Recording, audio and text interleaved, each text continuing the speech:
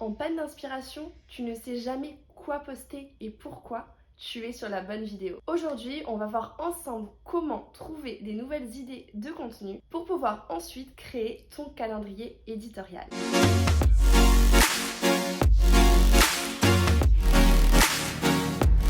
Pour rappel, la stratégie de contenu, qu'est-ce que c'est ? La stratégie de contenu, c'est définir une thématique, définir un pilier, définir une idée de contenu et définir le format de ton contenu. Par exemple, une diététicienne qui est spécialisée en endométriose, elle va choisir la thématique des maladies gynécologiques pour aborder son contenu. Elle va ensuite décider de s'orienter sur le pilier inspirant, va ensuite trouver une idée de contenu comme vivre avec l'endométriose, mon parcours, puis déterminer le format de cette idée-là.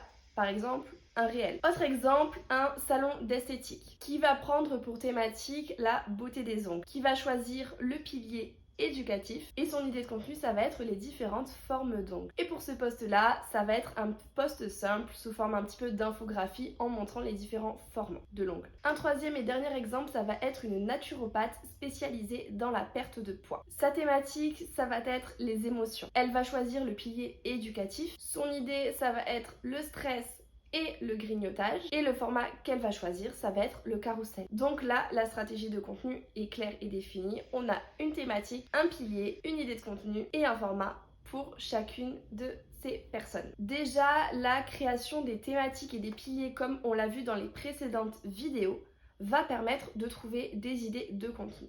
Mais des fois, c'est vrai que c'est pas assez suffisant. Et pour ça, du coup, on va avoir d'autres idées. La première chose, ça va être de faire de la veille concurrentielle. Comme tu le sais sans doute, sur les réseaux sociaux, on a des concurrents. Alors tu peux déjà déterminer tes concurrents, regarder ce qu'ils font pour t'inspirer. Je dis bien t'inspirer et non pas plagier. Mais aussi, tu peux très bien regarder les comptes des personnes que tu aimes, des personnes que tu suis, mais qui ne sont pas forcément de ta thématique, de ton domaine d'activité, mais qui font du contenu qui peut t'inspirer pour toi, ton domaine d'activité. Par exemple, moi, comment je procède ? En fait, j'ai fait une liste de mes concurrents. Donc, régulièrement, je vais voir le contenu qu'ils proposent. Je vais aussi regarder du coup les personnes qui m'inspirent, mais qui ne sont pas forcément de mon domaine d'activité. Donc, j'ai vraiment en fait un tableau avec toutes ces personnes-là. Quel est leur domaine d'activité ? Qu'est-ce qu'elle propose, et voilà, ça m'aide aussi à faire ma veille concurrentielle. Ensuite, sur Instagram, je vais beaucoup fouiner, j'observe, et dès que je vois un contenu, que ce soit de mes concurrents ou autre, qui me plaît, je ne vais pas hésiter à l'enregistrer. Et en fait, je me crée des dossiers d'enregistrement sur Instagram en fonction du coup des thématiques, des sujets. Et comme ça, des fois, quand je cherche des idées, je vais rechecker en fait dans ces enregistrements-là pour pouvoir m'inspirer et créer du contenu à ma façon. L'idée, c'est vraiment de toujours adapter le post à vous, à votre façon de faire, avec vos idées.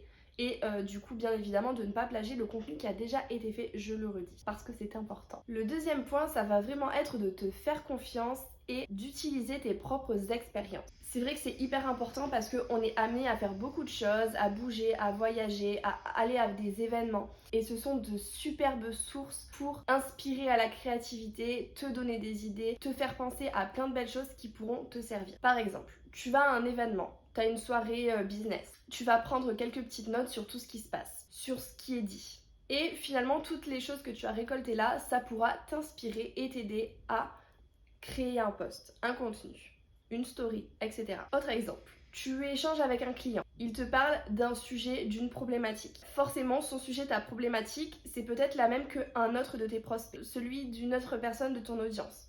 Du coup, tu dois le noter et tu dois le réutiliser, te le réapproprier pour pouvoir t'appuyer dessus pour créer du contenu. Reste bien jusqu'à la fin de la vidéo, je vais te donner l'astuce la moins utilisée mais la plus utile. Une des autres choses nécessaires pour t'aider à trouver des idées de contenu, ça va être de continuer d'apprendre et de t'enrichir. Pour ça, je te conseille de regarder des vidéos YouTube, de lire des blogs, de te nourrir des actualités, de lire des livres, mais aussi forcément de t'aérer l'esprit. Parce que c'est pas en restant enfermé dans ta bulle que tu vas réussir à trouver des idées. Alors que comme je te l'ai dit tout à l'heure, en participant à des événements, en t'aérant l'esprit, en sortant, en t'instruisant, tu vas pouvoir trouver plein d'idées de contenu. C'est ça en fait, le pire, c'est que toutes les idées de contenu, elles sont tellement proches de toi, t'as pas besoin d'aller les chercher bien loin. Juste de regarder autour de toi, d'observer, de lire, de comprendre et dans ces cas-là, elles viendront hyper naturellement. L'autre conseil que je peux te donner, c'est de t'aider de tes supports de communication. Des fois, on a des brochures commerciales, des petites plaquettes de découverte, son site internet. Et sur tous ces supports de communication, il y a une masse d'informations que tu peux te réapproprier, que tu peux réinterpréter et adapter en idée de contenu. Par exemple, un portfolio, un e-book, une brochure commerciale, une formation, des vidéos YouTube, etc. C'est du contenu que tu vas pouvoir te réapproprier. Donc vraiment, sers-toi de ces supports pour en tirer des idées de contenu. C'est une source véritable, c'est vraiment une mine d'or. Tu peux vraiment avoir une idée à chaque ligne, à chaque paragraphe. Donc vraiment, ne sous-estime pas tes supports de communication. Et le dernier point, mais pas des moindres, ça va être de recycler ton contenu. Déjà, recycler ton contenu, c'est un gain de temps assuré. Mais ça permet aussi de créer du contenu qui plaît, parce que forcément, tu vas pouvoir analyser tes anciennes publications, tes anciennes vidéos YouTube, tout l'ancien contenu que tout le monde n'a pas forcément vu et qui a bien marché. Du coup, tu vas pouvoir le remasteriser un petit peu et pouvoir le proposer à nouveau. Donc vraiment, utiliser ce contenu qui plaît, ça permet de susciter de l'engagement, mais aussi de l'intérêt de la part de ton audience. Ça va te permettre également de revenir sur des sujets qui sont importants, essentiels, mais je te donne un peu plus d'infos sur ce sujet dans ma vidéo comment recycler son contenu. Par exemple, pour te donner un exemple concret, tu fais une journée dans ton assiette de nutritionniste. Eh bien, pourquoi ne pas en refaire une deuxième si cette vidéo a plu et a marché? Une deuxième version avec de nouvelles idées. Comme ça plaira à ton audience. Autre exemple, tu fais un post sur 3 exercices pour dessiner ses abdos en réel. Pourquoi ne pas proposer ce contenu avec des petits schémas en carrousel? C'est une autre façon en fait d'aborder ton post. C'est-à-dire que quand tu recycles du contenu, tu peux le faire de plusieurs façons. Soit en changeant le format, soit en le recyclant d'un réseau à un autre. Par exemple de YouTube à Instagram, ou d'Instagram à YouTube, ou d'un article de blog à Instagram, de ta newsletter à Instagram. Ou alors, tu peux également le recycler en trouvant de nouvelles idées, en apportant des éléments en plus, en faisant une nouvelle version finalement de ton idée de base. Comme ici, une journée dans mon assiette. Tu fais une deuxième version. J'espère que ces idées t'ont déjà bien aidé, mais attention, il faut bien que tu penses à recenser tes idées et à ne pas t'éparpiller de tous les côtés.